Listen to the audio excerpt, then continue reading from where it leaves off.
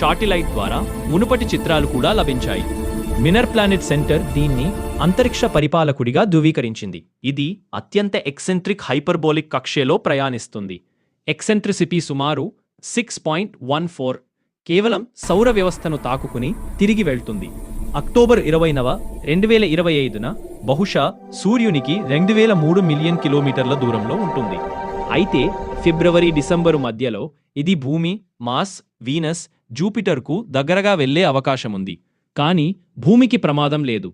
3I atlas వ్యాసార్థం చాలా చిన్నది, 1 కిలోమీటర్ లోపలే ఉండొచ్చు. దీని కోమ విశాలంగా ఉంది మరియు టెయిల్ 100,000 కిలోమీటర్ వరకు మారుతూ ఉంటుంది. దీని రంగు D-టైప్ అస్టెరాయిడ్ల మాదిరిగా ఎరుపుగా కనిపించి ప్రతి 16.16 గంటలకు తిరుగుతుంది. ధూళి, నీటి మంచు, CO2 అధికంగా ఉండడం, carbon monoxide, carbonyl sulphide, cyanide వంటి రసాయనాలు ఇందులో కనిపిస్తున్నాయి.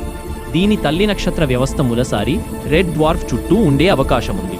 NASA, JWST, Hubble, Mars orbiters, టియాన్వెన్-1 తదితర అతిపెద్ద టెలిస్కోప్లు దీన్ని రీసెంట్గా పరిశీలించాయి.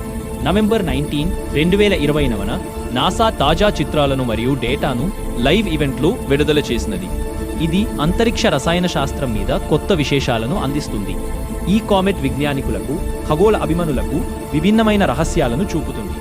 దీన్ని ఆన్లైన్లో అస్ట్రోఫోటోగ్రఫీ ప్లాట్ఫామ్స్, రెడిట్ లేదా ఇతర కమ్యూనిటీ టైటిల్స్ ద్వారా చూడవచ్చు. మీ ఖగోళ ప్రయాణం ఆసక్తికరంగా సాగిపోవాలని ఆకాంక్షిస్తున్నాను.